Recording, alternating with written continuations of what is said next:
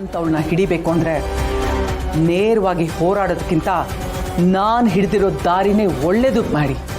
ಇಲ್ಲಮ್ಮ, ನನಗೆ ನೀನು ಹೇಳೋದನ್ನೆಲ್ಲ ಕೇಳ್ಕೊಂಡು ಕೂರೋದಕ್ಕಾಗಲ್ಲ. ಶ್ರಾವಣಿ ಮನೆ ಬಿಟ್ಟು ಹೋಗೋದಕ್ಕಿಂತ ಮುಂಚೆನೆ ನಾನು ಅವಳಿಗೊಂದು ಗತಿ ಕಾಣಿಸ್ಬೇಕು. ಆಗಲೇ ನನ್ನ ಮನಸ್ಸಲ್ಲಿ ಹತ್ಕೊಂಡು ಉರಿತಾ ಇರೋ ಬೆಂಕಿನ ಹಾರಿಸೋದಕ್ಕಾಗದು. ನೋಡು ಮಾವು, ಈಗಲೂ ನೋವು ಅನ್ಭವಿಸ್ತಾ ಇದ್ದೀನಿ. ಈ ರೀತಿ ನನ್ನ ಮೇಲೆ ಕೈ ಮಾಡಿದ್ದಾನೆ ಅಂದಮೇಲೆ ಅವನನ್ನ ಸುಮ್ಮನೆ ಬಿಡಬೇಕಾ? ನಿನಗೇನೋ ನನ್ನ ಮೇಲೆ ಕಾಳಜಿ ಇಲ್ಲ, ಕೇರ್ ಇಲ್ಲ. ನಾನು ಇದನ್ನೆಲ್ಲ ನಂಬ್ಕೊಂಡು ನೀನು ಹೇಳಿದ ಮಾತನ್ನೆಲ್ಲ ಕೇಳೋದಕ್ಕಾಗಲ್ಲಮ್ಮ. ಮಾಡಿ ದುಡುಕ್ಬೇಡ, ನನ್ನ ಮಾತು ಸ್ವಲ್ಪ ಕೇಳು. ನಾನು ಏನು ಮಾಡಬೇಕು ಅಂತ ನನಗೆ ಚೆನ್ನಾಗಿ ಗೊತ್ತಿದೆ. ಆದರೆ ನೀನು ಸ್ವಲ್ಪ ತಾಳ್ಮೆಯಿಂದ ಇರಬೇಕು ಅಷ್ಟೇ. ನೋಡು, ನೀನೀಗ ರೆಸ್ಟ್ ಮಾಡು, ಮಿಕ್ಕಿದನ್ನೆಲ್ಲ ನಾನು ನೋಡ್ಕೋತೇನೆ. Got it? ಇಲ್ಲಮ್ಮ. ಚೆನ್ನಾಗಿರ. ಹೇಗಿದ್ದೀರಾ ಅತ್ತವ್ರೆ? ಪ್ರಯಾಣ ಎಲ್ಲ ಚೆನ್ನಾಗಾಯ್ತಾ? ಪ್ರಯಾಣ ಎಲ್ಲ ಚೆನ್ನಾಗಾಯ್ತಪ್ಪ. ಆದ್ರೆ ನಾನು ಏನೇನೋ ಅನ್ಕೊಂಡ್ ಬಂದೆ, ಆದ್ರೆ ಇಲ್ಲಿ ಏನೇನೋ ಆಗ್ತಾ ಇದೆ.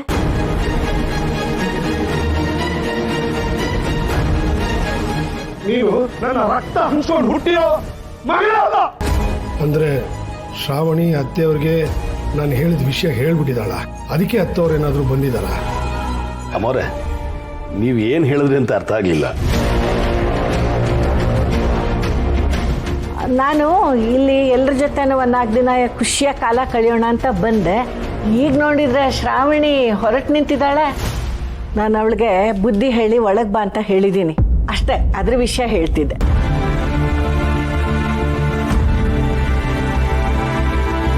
ಪದ್ದು ಮನೆಯವ್ರನ್ನೆಲ್ಲ ನೋಡಿ ತುಂಬಾ ಸಂತೋಷ ಆಗ್ತಾ ಇದೆ. ಓ ಅಯ್ಯೋ, ಮರ್ತಿದ್ದೆ. ಈಗ ನೀವು ನಮ್ಮ ಬೀಗ್ರಲ್ವಾ, ಅಂದ್ರೆ ದೊಡ್ಡ ಮನೆ ಅಳಿಯನ್ ಮನೆ.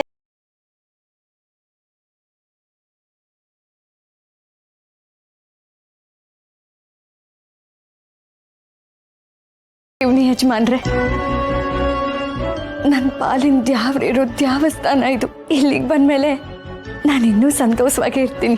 ಹಾಗೆಲ್ಲ ಮಾತಾಡ್ಬೇಡಮ್ಮ. ಇಲ್ಲಿ ಯಾರು ಯಾರಿಗೂ ದೇವ್ರಾಗಲ್ಲ. ಹಾಗೆ ನೋಡಿದ್ರೆ ನನ್ನ ಪ್ರಾಣ ಕಾಪಾಡಿರೋಳು ನೀನೇ ನನಗೆ ದೇವತೆ ಆಗ್ಬೇಕು. ಅಯ್ಯೋ ಯಜಮಾನ್ರೆ, ಹಂಗೆಲ್ಲ ಹೇಳ್ಬೇಡಿ. ಅದೆಲ್ಲ ವಿಧಿ ಆಟ ಅಟ್ಟೆಯ.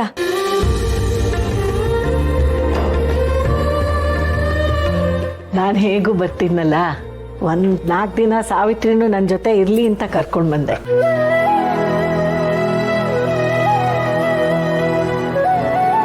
ತುಂಬಾ ಒಳ್ಳೆ ಕೆಲಸ ಮಾಡಿದ್ರಿ ಅಮ್ಮ. ಸಾವಿತ್ರಿ ನಮ್ಮ ಮನೆಗೆ ಬಂದಿದ್ದು ನಮ್ಗೆಲ್ಲ ತುಂಬಾ ಖುಷಿ ಆಯ್ತು. ಅದು ಸರಿ, ಏನು ಎಲ್ಲ ಎಲ್ಲಿಗೆ ಹೊರಟಿದ್ದೀರಾ? ನಾನು ಆಗ್ಲೇ ಶ್ರಾವಣಿಗೆ ಹೇಳಾಯ್ತು, ನೀವು ಎಲ್ಲೂ ಹೋಗೋ ಹಾಗಿಲ್ಲ. ಎಲ್ರೂ ನನ್ನ ಜೊತೆ ಸ್ವಲ್ಪ ದಿನ ಇದ್ದು ಕಾಲ ಕಳೆದು ಆಮೇಲೆ ಹೋಗ್ಬೇಕು. ಅಬ್ಬ ಅಮ್ಮೋರೆ, ಇಂಥ ದೊಡ್ಡ ಮನಸ್ಸು ನಿಮ್ದು. ನೀವ್ ಹೇಳಿದ್ಮೇಲೆ ನಿಮ್ ಮಾತನ್ನ ಮೀರಕ್ಕಾಗತ್ತೆ? ಹೌದೌದು, ನೀವ್ ಈ ಮಾತು ಹೇಳಿ ಅಂತ ಹೇಳಿ ನಮ್ಮಮ್ಮಿ ಕಾಯ್ಕೊಂಡಿದ್ಲು. ಈ ಮಾತುಗೋಸ್ಕರ ಅದು ಎಷ್ಟು ದೇವ್ರಿಗೆ ಹರಕೆ ಹೊತ್ತಿದ್ಲು ಏನೋ. ನಾನು ಹುಟ್ಟಬೇಕಾದ್ರು ಇಷ್ಟೆಲ್ಲ ಹರಕೆ ಹೊತ್ತೇ ಇರಲಿಲ್ಲ. ಅಲ್ವಾ ಮಮ್ಮಿ?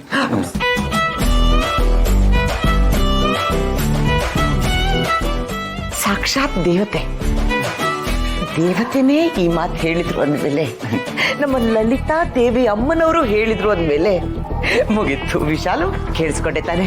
ಲಗೇಜ್ ತಗೊಳ್ಳೆ. ಅದು ಶ್ರಾವಣಿ ಅಮ್ಮ. ಮಾವ ಏನ್ ಹೇಳ್ತಿದ್ದಾರೆ? ಮಾವಂಗೆ ನನ್ನ ಮನಸ್ಸಲ್ಲಿ ಏನಿದೆ ಅನ್ನೋದು ಅರ್ಥ ಆಗಿದ್ಯಾ, ಅಥವಾ ಮಾವ ಹೇಳ್ತಿರೋ ಮಾತುಗಳು ನನಗೆ ಬೇರೆ ರೀತಿನೇ ಅರ್ಥ ಆಗ್ತಿದ್ಯಾ? ನೀವು ಈ ರೀತಿ ಯೋಚನೆ ಮಾಡಿದ್ರೆ ನನ್ನ ಕೈಯಲ್ಲಿ ನೋಡೋಕ್ಕಾಗ್ತಿಲ್ಲ ಶ್ರಾವಣಿಯಮ್ಮ. ನೀವು ಯೋಚನೆ ಮಾಡಬೇಕು ನಿಜ, ಆದರೆ ಏನೆಲ್ಲ ಆಗೋಯ್ತು ಅಂತ ಯೋಚನೆ ಮಾಡೋದು ಬಿಟ್ಟು ಮುಂದೆ ಏನು ಮಾಡಬೇಕು ಅಂತ ಯೋಚನೆ ಮಾಡಬೇಕು. ನನ್ಗೇನು ಯೋಚನೆ ಮಾಡಿದ್ರೂ ಪ್ರಯೋಜನ ಇಲ್ಲ ಮಾವ. ಅಪ್ಪ ನನ್ನ ಮಗಳೇ ಅಲ್ಲ ಅಂತ ಹೇಳಿದ ಮೇಲೂ ನಾನಿಲ್ಲಿ ಹೇಗಿರಲಿ? ನನ್ನ ಜೀವನಕ್ಕಾದ್ರೂ ಏನು ಅರ್ಥ ಇದೆ? ನಿಮ್ಗೆ ಇನ್ನೊಂದು ವಿಷಯ ಹೇಳಬೇಕು ಶ್ರಾವಣಿಯಮ್ಮ. ನಂದಿನಿ ಅಮ್ಮವರು ಅದೆಂಥ ಪರಿಸ್ಥಿತಿ ಬಂದ್ರೂ ಸೋಲ್ನ ಒಪ್ಕೋತಾ ಇರಲಿಲ್ಲ, ಸ್ವಾಭಿಮಾನನ ಬಿಟ್ಕೊಡ್ತಿರ್ಲಿಲ್ಲ. ದೊಡ್ಡ ಮನೆಗಾಗ್ಲಿ ಅವ್ರಿಗಾಗ್ಲಿ ಯಾವುದೇ ರೀತಿ ಕಳಂಕ ಬರುತ್ತೆ ಅಂತ ಗೊತ್ತಾಗಿದ್ದಿದ್ರೆ ಅವರು ಹಿಮ್ಮೆಟ್ಟಿ ನಿಲ್ತಾ ಇದ್ರು. ಆದ್ರೆ ತಮ್ಮತನನ್ನ ಅವ್ರು ಬಿಟ್ಕೊಡ್ತಿರ್ಲಿಲ್ಲ. ಹೌದಲ್ವಾ? ಅಪ್ಪ ಹೇಳಿದ್ದು ಸತ್ಯನೋ ಸುಳ್ಳು ಅದು ಯಾವುದು ನನಗೆ ಗೊತ್ತಿಲ್ಲ. ಅಂಥದ್ರಲ್ಲಿ ಅಮ್ಮನ ಸ್ವಾಭಿಮಾನನ ನಾನು ಯಾಕೆ ಬಿಟ್ಕೊಡ್ಬೇಕು? ಅಮ್ಮನ ಹೆಸರನ್ನ ಉಳಿಸ್ಕೋಬೇಕಾಗಿರೋದು ನನ್ನ ಕರ್ತವ್ಯ. ಹೌದು, ಸತ್ಯ ಏನು ಅನ್ನೋದು ತಿಳ್ಕೊಳ್ದೆ ನಾನು ಸೋಲು ಒಪ್ಕೋಬಾರ್ದು. ನೀವು ಇನ್ನೂ ಮಾಡಬೇಕಾಗಿರೋ ಕೆಲಸ ತುಂಬ ಇದೆ ಶ್ರಾವಣಮ್ಮ. ಧೈರ್ಯ, ಛಲ, ಸ್ವಾಭಿಮಾನ ಯಾವತ್ತೂ ಬಿಟ್ಕೊಡ್ಬೇಡಿ. ಇಲ್ಲ ಮಾವ, ನಾನು ಕೂಡ ಅಮ್ಮನ ಹಾಗೆ ಬದುಕ್ತೀನಿ. ಸೋಲನ್ನ ಒಪ್ಕೊಳ್ಳಲ್ಲ. ನೀವು ಎಂಥ ಸಂದರ್ಭದಲ್ಲಿ ಬಂದು ನನ್ನ ಹತ್ರ ಮಾತಾಡಿದ್ರಿ ಗೊತ್ತಾ ಮಾವ? ನೀವು ಹೇಳ್ತಿರೋದು ನಿಜ ಮಾವ. ನಾನು ಈ ಮನೇಲಿ ಮಾಡಬೇಕಾಗಿರೋ ಕೆಲಸಗಳು ಇನ್ನೂ ತುಂಬ ಇದೆ. ನಾನಿನ್ನೂ ಸ್ವಲ್ಪ ದಿನ ಇಲ್ಲೇ ಇರ್ತೀನಿ. ಖಂಡಿತ ಇರಿ ಶ್ರಾವಣಿಮ್ಮ. ನಿಮ್ಮ ನಿರ್ಧಾರಕ್ಕೆ ನಾವು ಯಾರೂ ಅಡ್ಡಿ ಬರಲ್ಲ. ಒಳಗೆ ಹೋಗಿ, ನಾನು ಸ್ವಲ್ಪ ಆಚೆ ಹೋಗಿ ಬರ್ತೀನಿ. ಆಚೆನಾ? ಆಚೆ ಯಾಕೆ ಮಾವ? ಏನಿಲ್ಲ ಶ್ರಾವಣಿಮ್ಮ, ನನಗೂ ಮನೇಲಿ ಕೂತು ಕೂತು ಒಂಥರ ಆಗಿದೆ. ಆಟ ಓಡಿಸ್ಕೊಂಡ್ಬಂದ್ಬಿಡ್ತೀನಿ. ಅಲ್ಲ ಮಾವ, ನೀವು ಈಗಲೂ ಆ ಕೆಲಸ ಮಾಡಬೇಕಾ? ಶ್ರಾವಣಿಮ್ಮ, ನನಗೆ ಆ ಕೆಲಸದಲ್ಲಿ ಖುಷಿ ಇದೆ ಶ್ರಾವಣಿಮ್ಮ. ಏನೂ ಕೆಲಸ ಮಾಡಿಲ್ಲ ಅಂದರೆ ಮನಸ್ಸು ಮಂಗನ ಥರ ಆಡುತ್ತೆ. ಹೀಗೆ ಆಚೆ ಹೋಗಿ ಕಾಲ ಕಳ್ಕೊಂಡು ಒಂದು 4 ಕಾಸು ದುಡ್ಕೊಂಡ್ಬರ್ತೀನಿ. ಅಲ್ಲ ಮಾವ, ಅಜ್ಜಿ ಬಂದಿದ್ದಾರೆ, ಅವ್ರನ್ನ ಮಾತಾಡಿಸ್ದೆ ಹೋಗ್ತೀರಾ? ಅಯ್ಯೋ, ಎಲ್ಲಾದರೂ ಉಂಟಾ?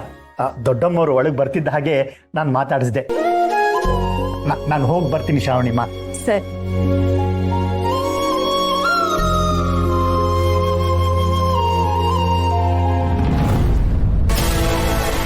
ಸತ್ಯ ಆಕಾಶದಲ್ಲಿ ಬೆಳಗು ಸೂರ್ಯ ಇದ್ದ ಹಾಗೆ. ಒಂದೊಂದ್ಸರಿ ಮೋಡ ಕವಿದಿದೆ ಅಂತ ಸೂರ್ಯ ಇಲ್ಲ ಅಂತ ಅನ್ಕೊಳ್ಳೋ ತಪ್ಪು. ಆ ಮೋಡ ಚೆದರಿದ ಮೇಲೆ ಸತ್ಯ ಏನು ಅಂತ ಗೊತ್ತಾಗುತ್ತೆ.